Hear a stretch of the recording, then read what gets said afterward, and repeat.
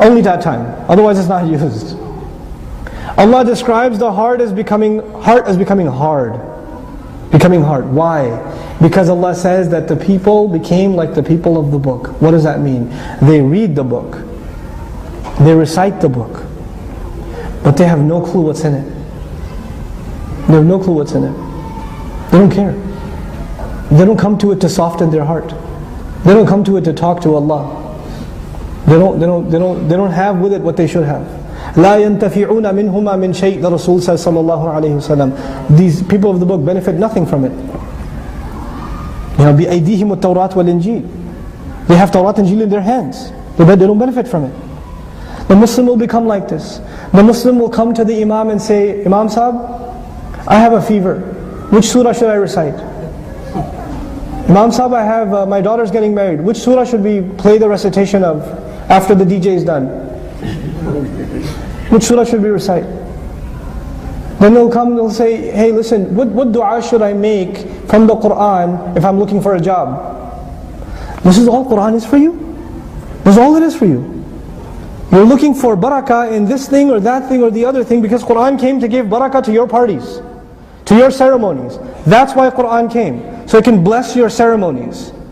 The Quran did not come to change you. The Quran did not come to give you advice, to change you, to make you a different person, to earn your money differently.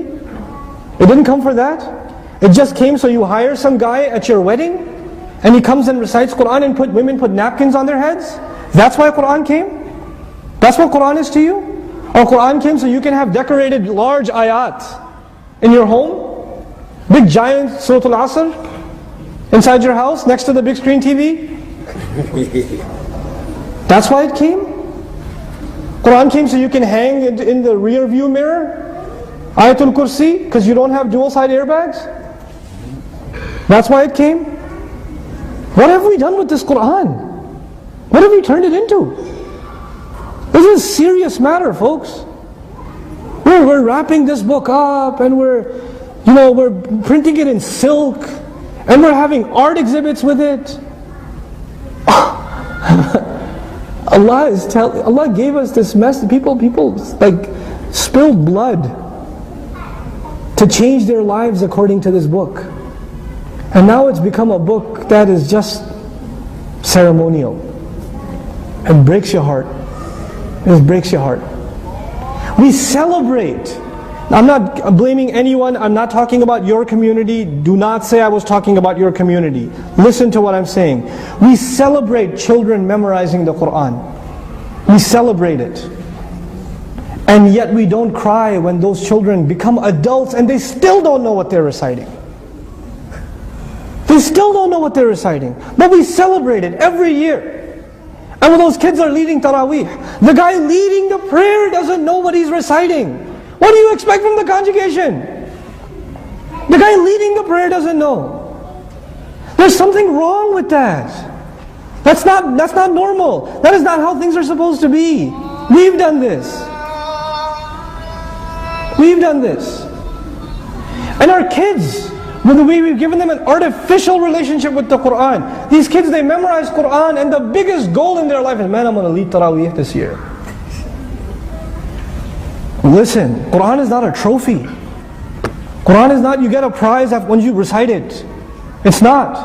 I met a couple of the kids that have memorized Quran and they're looking for places to lead Taraweeh. Ramadan is coming. And they're like, hey, what did they pay? What does this one pay? What does that pay? What did you get for a prize at that masjid?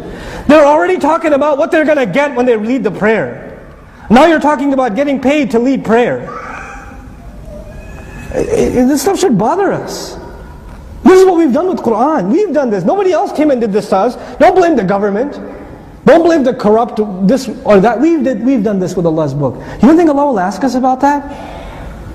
Well, how are we supposed to take this book? What is it supposed to mean to us? This book came to change my life. This book came to change your life. We have to remind ourselves of that. We have to remind our kids of that. You know, Hufadh of the Quran, back in the day, they used to be called Hamil of Quran, carrier of Quran, because it was understood they carry a huge responsibility. That was understood. You know? And I'm not just picking on the kids that are memorizing Quran, it's not their fault. It's our fault that we don't teach them more. And we better. we better. It's our fault we don't teach our community. It's our fault. I want to leave you with this. When I was in college, and I started learning Arabic, and then I started reading Quran, and I heard dars of Quran for the first time, I was very angry. I was angry. I was angry at the Ummah. How did they rob me? And I'm 18 years of age, born a Muslim. How did I never know what the Quran is? How come they never told me? How come they just expected I would just figure it out myself? How come they didn't tell me this book is the most important treasure I will ever have in my life? How come they never told me that 23 years of the most difficult struggle in human history, the struggle of Rasulullah sallallahu alaihi wasallam, the culmination of it was فَلْيُبَلِّغِ الشَّاهِدَ الْغَائِبِ بَلِّغُوا عَنِّي وَلَوْ آيَةً. Give on my behalf, even if you can give an ayah, just give. Give an ayah on my behalf. Rasulullah sallallahu alaihi wasallam just wanted the world to know this book, and my own ummah didn't care to give it to me. My own people. We left it. We can't live like this. We can't go on like this. We'll pay the price. Recently I found out 1.5 million Ottomans, or Uthmanis, came to Ellis Island. 1.5 million immigrants had come to Ellis Island. 10,000 or less of their descendants are Muslim today. 1.5 million. Quran, guys. Quran.